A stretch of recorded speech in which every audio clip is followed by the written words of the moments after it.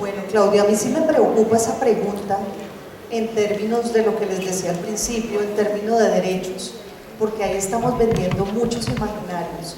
Estamos diciendo que un niño con autismo necesita un médico, o sea, está enfermo, ¿sí? Está enfermo. Estamos vendiendo esa idea, ¿cierto?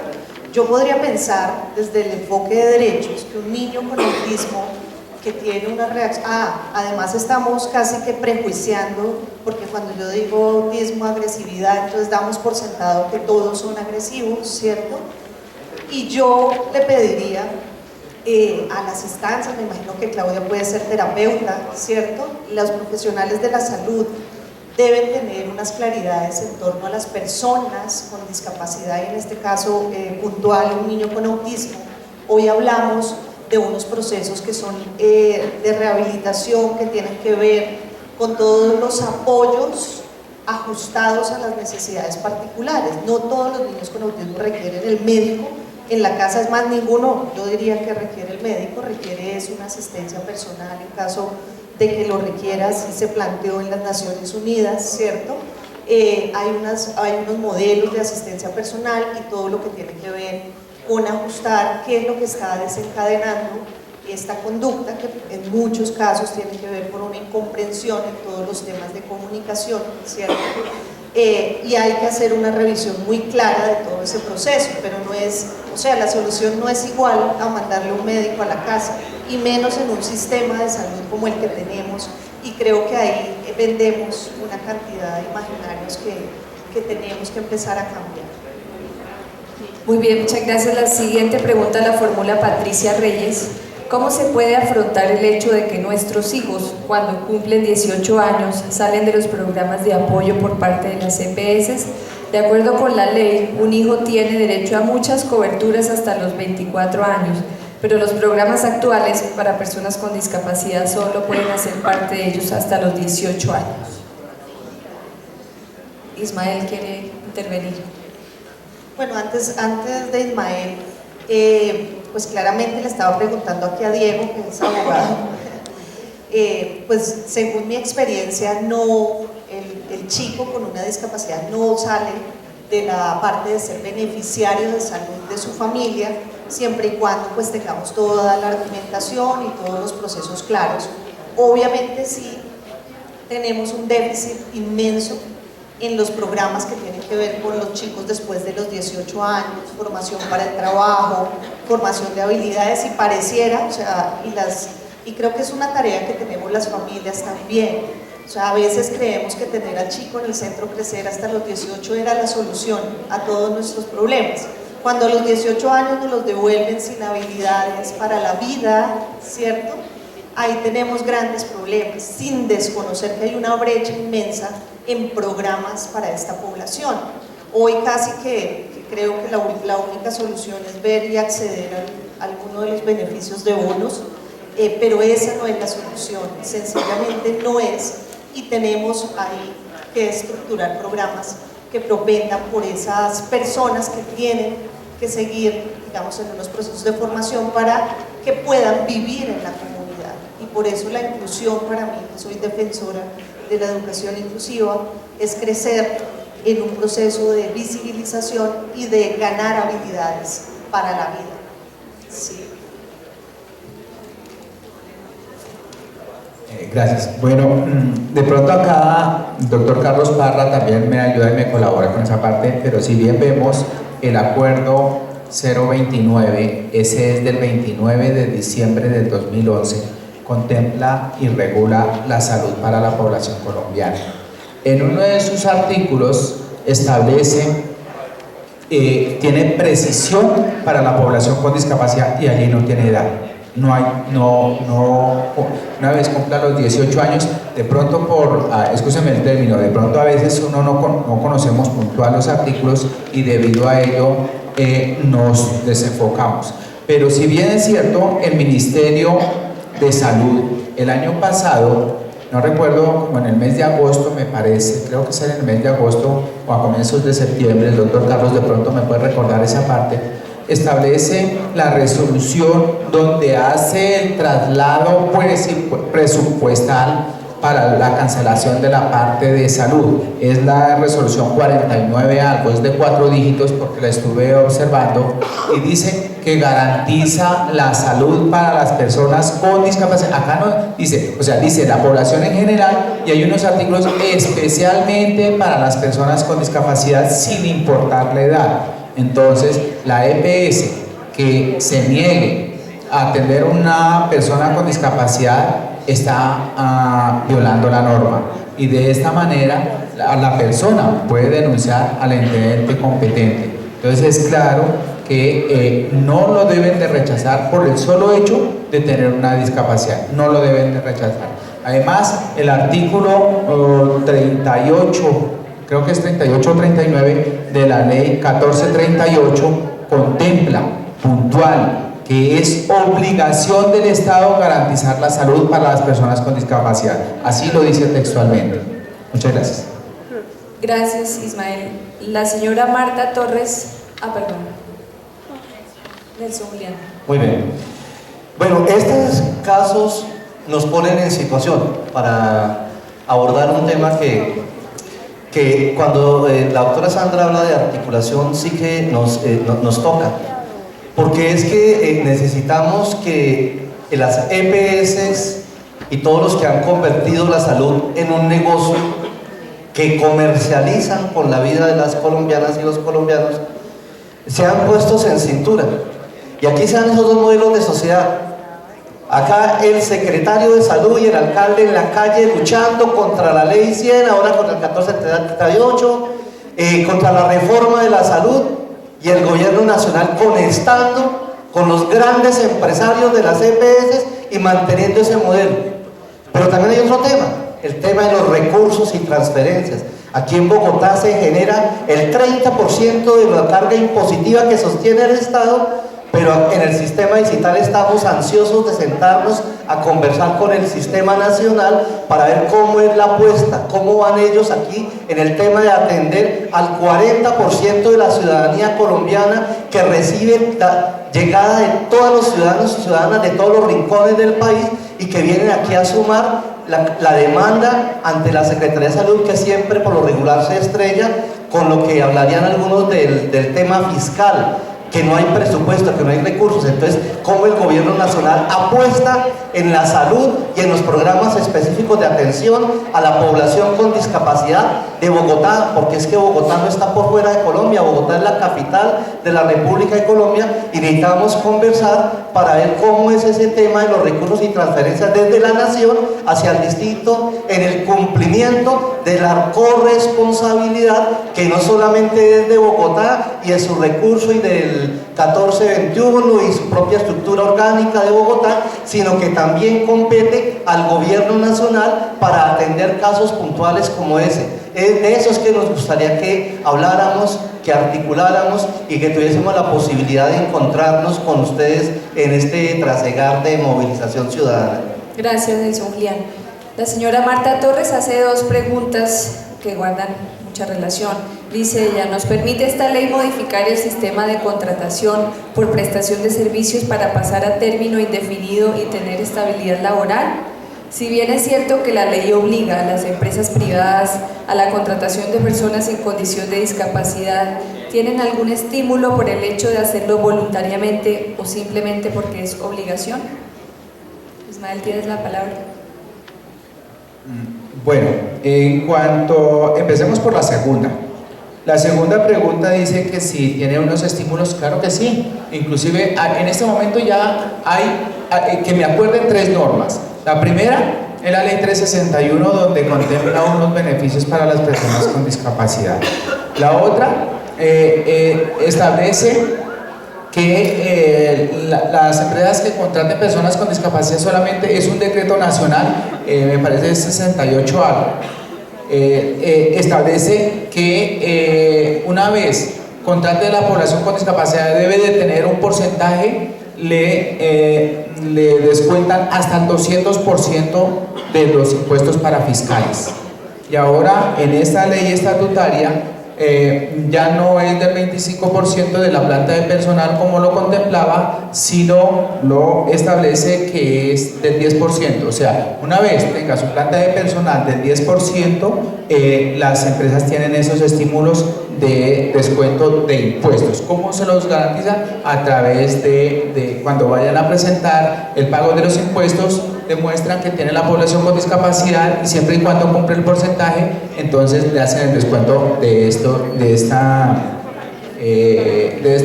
atributo. En cuanto a la primera pregunta, y es que si la ley garantiza de que en vez de que sea por contrato pase a ser más bien de planta, la norma no lo contempla de esa manera. De pronto, doctor Carlos Parra nos argumenta un poco más, pero no lo contempla de esa manera. Y en la circular 03 de la Procuraduría, 01, perdón, de la Procuraduría Nacional, de la Procuraduría General de la Nación, establece que como mínimo las entidades nacionales y distritales deben de tener como mínimo el 3% de la población de la nómina, el 3% de incorporación laboral de personas con discapacidad. Entonces, pero en la 1618 no establece que cambie la modalidad. Eso ya sería en un decreto reglamentario. Muchas gracias. Gracias. Vamos entonces con la pregunta de Patricia Reyes.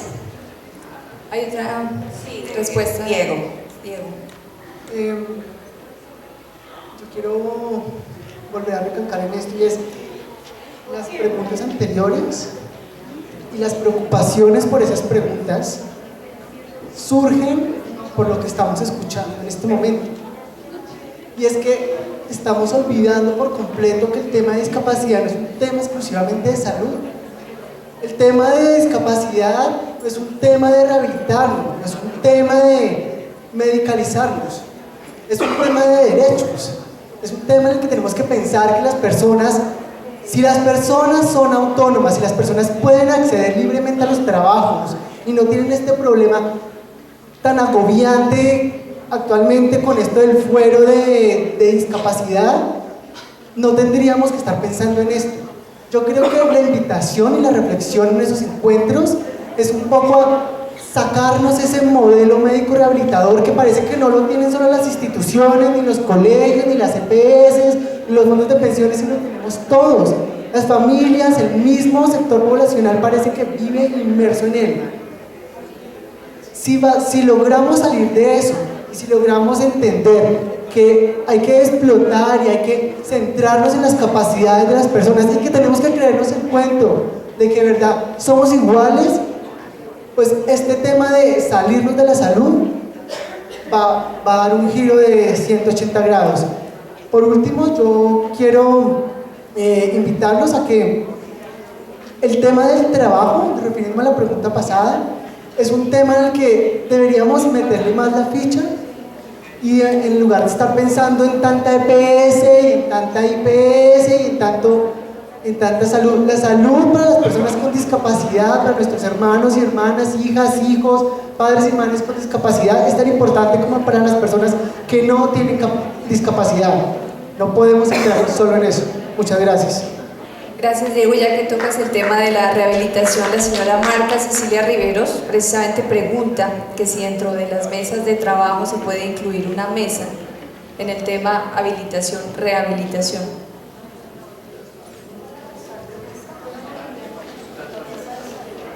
La mesa de salud.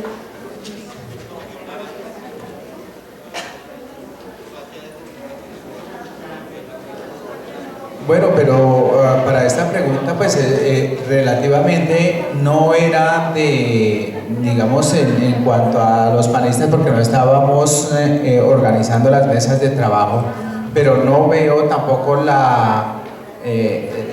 digamos, la posibilidad de que no se tenga en cuenta. Si bien es cierto, la política pública de participación lo establece, entonces considero que se debe de contemplar esta mesa, pero relativamente la norma lo contempla y no sería tanto como una mesa de trabajo, sino más bien como una solicitud de cumplimiento de un derecho constitucional y estatutario. Así es, Ismael, y pedirle entonces a doña Marta Cecilia que participe activamente, e invitarla, pensaría yo, a la mesa de salud, para que este, por supuesto, sea uno de los temas fundamentales que se traten en estas mesas de trabajo. La señora. Yo quiero hacer una invitación a que tengamos en cuenta todos los elementos que plantea la ley estatutaria. Es que habla de todos los derechos que plantea la Convención.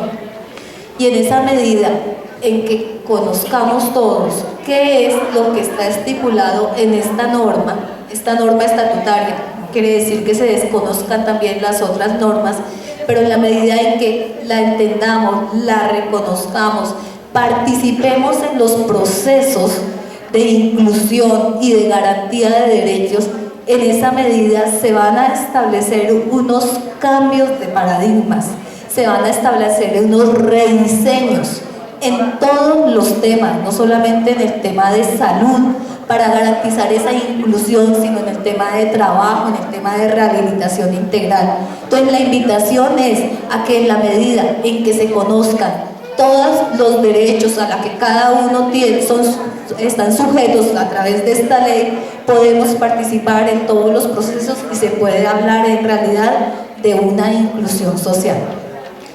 Bien, nos restan 15 minutos para finalizar el foro, así que vamos a avanzar más con las preguntas, pedirles a ustedes que ya tengan 15 minuticos de paciencia para poder ya terminar. La señora Patricia Reyes hace una pregunta muy concreta sobre el tema de interdicción. Ella dice que la Procuraduría está entorpeciendo y no ayuda a apoyar para incluirlo. En ese orden de ideas pregunta a qué otra entidad podrían acudir para que ayuden en este proceso concretamente.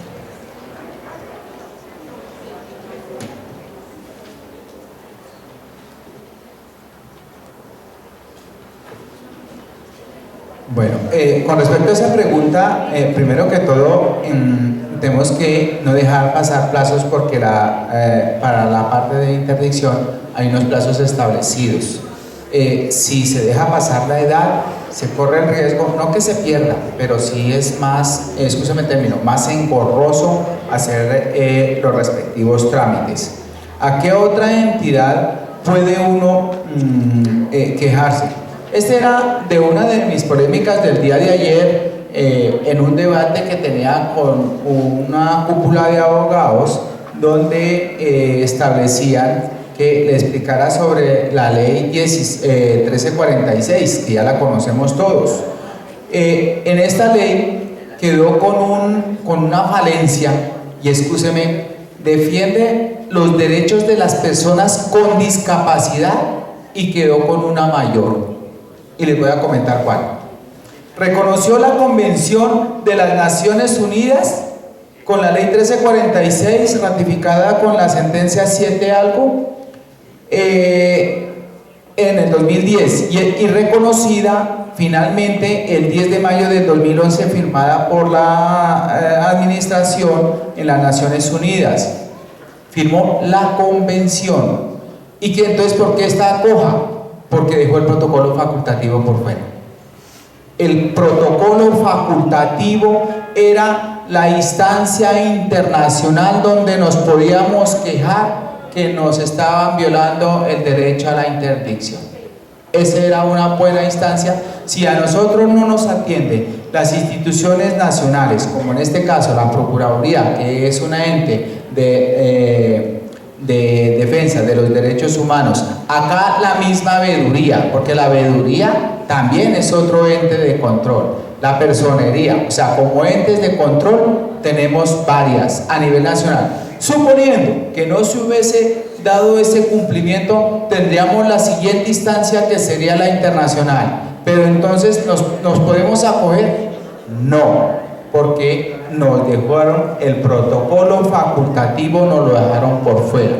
Entonces, en ese orden de ideas, yo sí le sugeriría de pronto tomar un poco más con una persona específica que maneje el tema de la interdicción, porque como les comento, tienen unos términos y si se dejan pasar, no es que no se cumplan, sino es un poco más engorroso. Entonces, no sé si el doctor Carlos nos pueda comentar algo sobre el protocolo facultativo para poder llegar hasta esa instancia. Muchas gracias.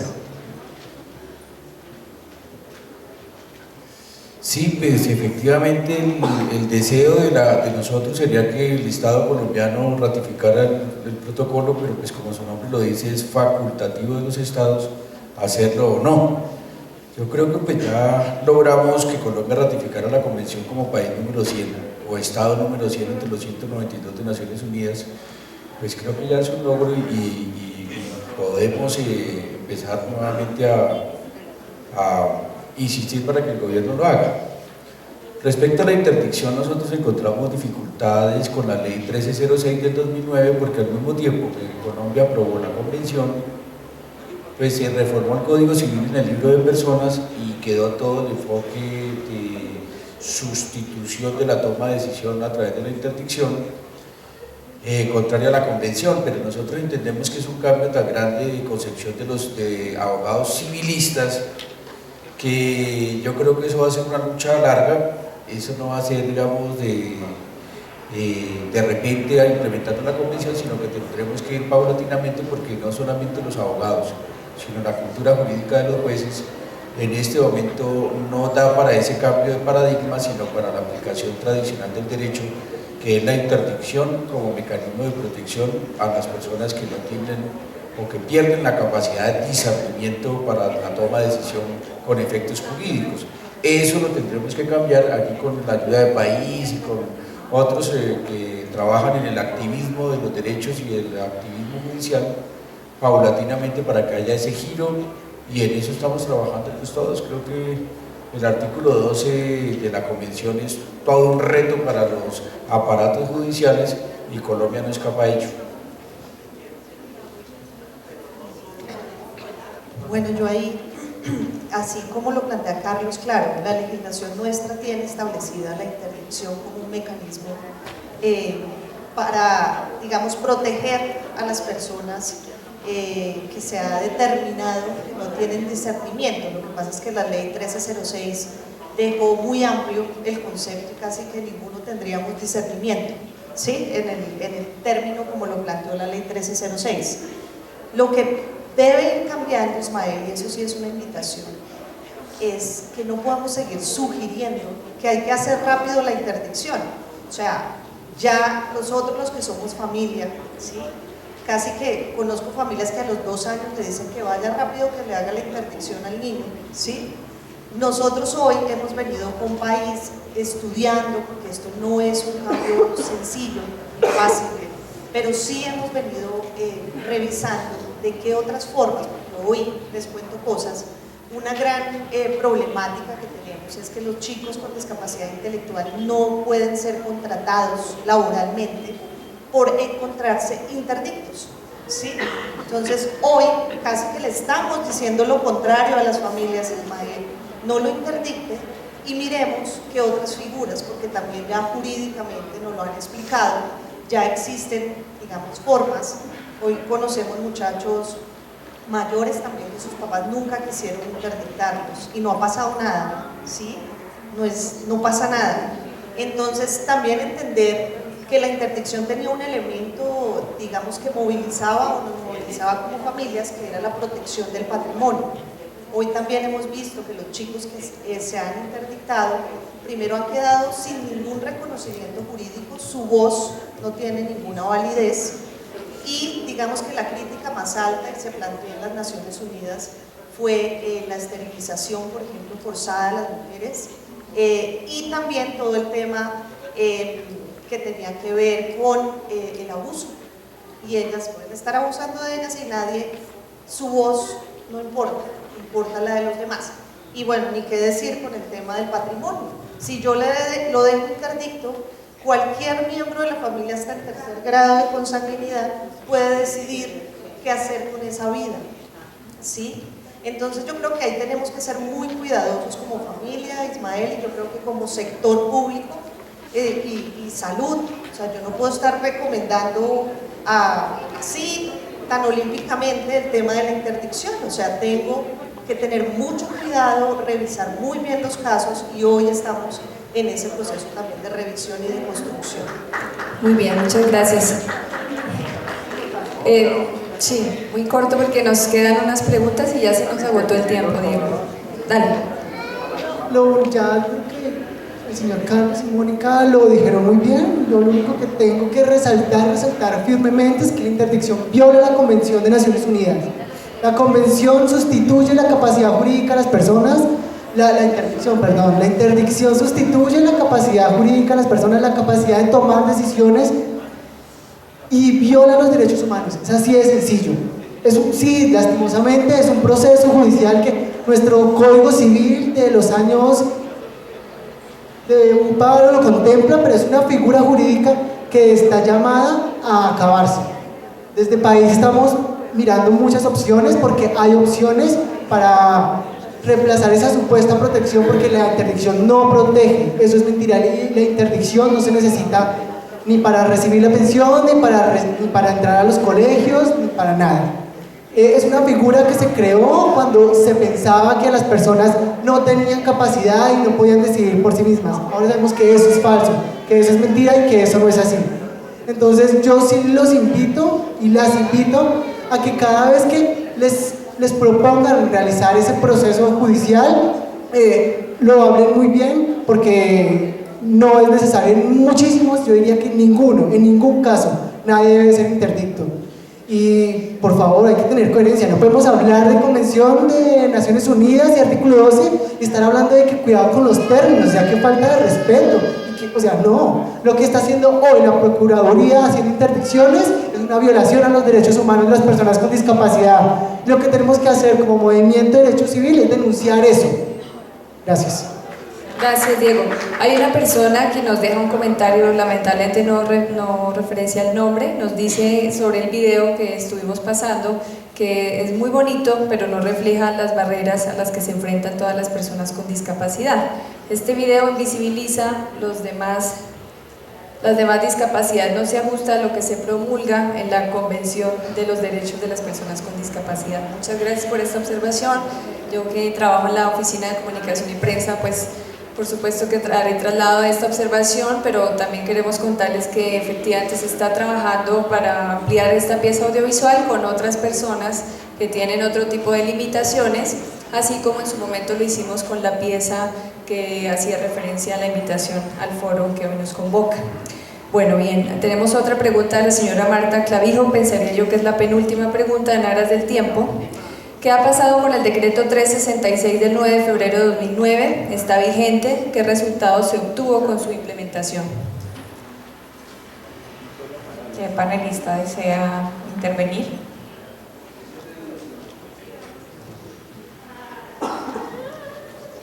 Pues el decreto 366 está vigente y algunas universidades, incluso privadas, han implementado unas oficinas de apoyo para las personas con discapacidad, en el entendido que tienen necesidades educativas especiales y apoyan la educación o la inclusión educativa. Se está implementando obviamente aún más en las universidades públicas y entidades o algunas entidades están apoyando a través de este decreto la inclusión educativa de las personas con discapacidad en el aula regular, en la educación media y en la educación básica en ejercicio del decreto. Esa sería un poco la perspectiva que yo tengo de la implementación del decreto y la vigencia actual de la norma. No sé si todos saben qué determina el decreto 366. El decreto 366 del 2009 fue el que estableció desde el Ministerio de Educación Nacional cuáles serían los apoyos que requerirían los procesos de inclusión de personas con discapacidad en el sistema educativo, ¿sí? Por supuesto es una norma vigente, pero está en estructuración, ¿sí? Yo no sé si ustedes conocen, en mayo más o menos salió otro documento del Ministerio de Educación Nacional que se llama un documento que se llama Orientaciones para la Atención de Personas con Discapacidad. Digamos que ese es un documento reciente que planteó el Ministerio de Educación Nacional que habría que empezar también a revisarlo, y sin duda alguna el decreto 366 con nuestra ley 1618 también tiene que hacer muchos ajustes, y pues por supuesto la ley 1618, como ustedes si la miran y la leen, el artículo de los más largos es el de educación, y creo que ahí hay mucho también por mejorarle y por complementar o quitar también del decreto 366, porque ya también se ha hablado de esa parte. Gracias. Muy bien, invitamos al señor Néstor Leiva, él nos ha pedido que quiere hacer la pregunta directamente, entonces señor Leiva tiene la palabra. Ante todo, un fraternal saludo para todas y todos y para cada uno de ustedes. Mi pregunta, y para los panelistas especialmente, felicitaciones, mi pregunta se refiere al diario vivir como ciudadano colombiano, como ingeniero, como persona con discapacidad visual. A ver, yo ahorita estaba pensando, haciendo reflexión, hace 20 años he venido formulando esta misma invitación a los coordinadores de este espacio, de este evento, de por qué no están invitados otros sectores acá a estas alturas de la vida, año 2013, del Distrito Capital especialmente, pese a que estamos en auditorio de la Secretaría de Salud, a los mismos medios, porque de nada nos sirve que nosotros conozcamos y repliquemos de memoria todas nuestras políticas, nuestros marcos normativos, si afuera no se conocen. Si afuera no se conocen, por un lado. Lo otro, ¿por qué hago referencia a esto? Mire, hace 20 años cuando me rehabilité en el CRA, hacía la misma petición en un foro de esos y he participado durante todos los 20 años en construcción, haciendo incidencia, en veeduría, en redes, etcétera, etcétera. ¿Por qué digo esto? Mire, lo único que aprendí hace 20 años de un colega, de un abogado ciego, abstengo el nombre o no, no es necesario abstenerlo, el doctor Carlos Horacio García me dijo, le dije, yo el afán de vincularme en el aspecto laboral, el desespero, porque tenía que cumplir unas obligaciones de vivienda, de educar hijos, etcétera, etcétera, me dijo, mire, acójate al 13, 47, 54, 68, y empecé a formular oficios y verídicamente encontré respuesta, utilicé esa herramienta, la encontré, fui vinculado, fui incluido, pero no solamente incluido en el mi diario vivir. Cuando estuve adentro de la institución les decía a los jefes inmediatos, pero no me dejen aquí sentado contestando un teléfono, trabajando solo, intégrenme, y yo les informo a ustedes cómo integrar a una persona ciega. Entonces me hacían caso y tal. Hoy en día me da la impresión, lo escuchaba por allá por un panelista, parece que todos los asesores de las diferentes secretarías, ¿por qué? ¿Por qué digo esto? Porque conformé una organización llamada Fundación Colombia, de personas con discapacidad. Entonces, hemos dedicado a la parte laboral, a solicitarla. Le solicitamos lo mismo, la inclusión laboral hoy en día, y todos los asesores de estos secretarios responden que la posibilidad es mínima. Entonces, ¿dónde está el avance? ¿Dónde está todos estos marcos normativos? Toda esta convención de derechos. Esa es la pregunta. Muchísimas gracias. ¿Cómo aplicar eso? Gracias, don Néstor. Igual quiero recordarle que usted podría ampliar este tema en la mesa, en este caso de inclusión laboral, de las que propone hoy la veeduría, junto con los temas de derecho a la salud, derecho a la educación, a la accesibilidad y movilidad, derecho a la información y a las comunicaciones, derecho a la cultura, recreación y el deporte, y el séptimo de ellos, derecho a la vivienda, mesas que se van a realizar entre los meses de octubre y noviembre. Así que las personas que aún no han diligenciado el formato, por favor, pueden hacerlo y entregarlo a las personas de la veeduría distrital. Nelson Julián tiene una última intervención. Sí, yo tomando el conjunto de las preguntas del auditorio, todas muy sabias y sentidas a partir de nuestras realidades, sencillamente a la señora moderadora, a quien está desarrollando la relatoría, las memorias, yo quiero enfatizar en el reto público que presento a la veeduría. Dirán que la veeduría nos invitó y yo me pongo aquí de grosero a hacer retos, pero sí lo quiero que lo recojamos y eso sea parte del trabajo de las mesas. Las tres tareas que tenemos todas y todos, de constituir ese consejo para la inclusión, de iniciar el trabajo como segunda tarea de reglamentación de esta ley 16-18, donde ya llevamos 7 meses perdidos y nos quedan, según lo dice el artículo 29, tan solo 17 meses para que sea una realidad. Y tercero, que se proceda a enviar al Ministerio de Justicia para que nos dé una respuesta cómo va el tema del el mecanismo para la evaluación, promoción, protección de los derechos y hacer realidad esta ley. La invitación es hoy como reto a todas y todos a que esas sean 3 tareas que ejecutemos desde la Red Ciudadana de Control Social de Seguimiento a la Política Pública y Discapacidad en el distrito, y obviamente desde el movimiento social por los derechos de las personas con discapacidad y sus familias. Muchísimas gracias. Muy bien, para terminar entonces, Jesús Alberto, tienes la palabra muy brevemente. Bueno, muy buenas tardes. Voy a ser brevecito en lo siguiente. Primero con unos aportes. Primero tengo que manifestar que una de las tareas grandes que tenemos es que los medios de comunicación, todavía el periodismo, maneja el tema discapacitado, el minusválido, y personalmente nuestra misma gente todavía no tiene el conocimiento. Lo segundo es que tenemos 2 días de programa de televisión con el tema del Teletón, discapacitados, y todavía continúa en eso. Me parece que hay una tarea muy grande desde aquí para que se pueda desarrollar pues una base sólida para que podamos socializar eso. Y lo tercero es que hay unos vacíos muy grandes dentro de los consejos locales y el consejo distrital, donde no se puede articular la voz de las personas, y a nivel nacional, obviamente dentro de las regiones no se han construido todo el tema de políticas públicas, y no hay un encuentro departamental, no hay un encuentro regional donde llegue la voz de las bases verdaderamente al Sistema Nacional de Discapacidad. Entonces uno sí propone que dentro de la ley haya una posición más democrática y que haya unos encuentros verdaderamente donde se impulsen desde el gobierno nacional. Eso es todo. Gracias. Gracias, Jesús Alberto, y no puedo dejarlos ir sin recordarles también la invitación que les hacemos desde la Veeduría Distrital para que inscriban sus experiencias exitosas en el ejercicio del control social.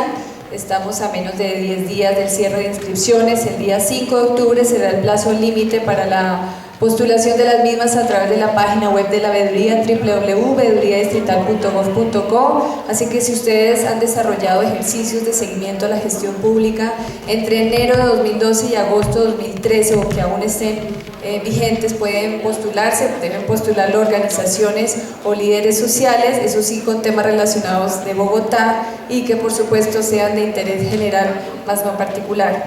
Y invitar a la organización Campeones de la Vida, ellos desean hacer una invitación, un aviso para participación. De resto queremos agradecerles su asistencia, su participación en este foro de realidades y perspectivas de la Ley 1618. Pueden ampliar, ya saben, este tema a través de las mesas locales, de las 7 mesas, y pues nos vemos muy pronto. Muchísimas gracias por su asistencia. Cordial saludo para todos y para todas, especialmente el saludo para la mesa de panelistas, reconociendo el esfuerzo y la labor del doctor Carlos Parra y de Nelson Julián Villamizar. Recordarles simplemente a las personas con y sin discapacidad que existe el único programa de radio enfocado a ayudar a esta población con emisión diaria que se llama Campeones de la Vida, que se emite de lunes a viernes de 2 a 2:30 de la tarde en la emisora Kennedy 1430 AM. En este programa tratamos temas de inclusión social, de inclusión laboral, de respeto por la diferencia, y algo muy importante: Campeones de la Vida es un producto de la Fundación Campeones de la Vida que gestiona sin tramitomanía ayudas técnicas como sillas de ruedas, muletas, bastones, caminadores. Las personas que quieran más información de nuestra fundación y de nuestro programa de radio, los invitamos para que ingresen a la página www.fundacioncampeonesdelavida.org.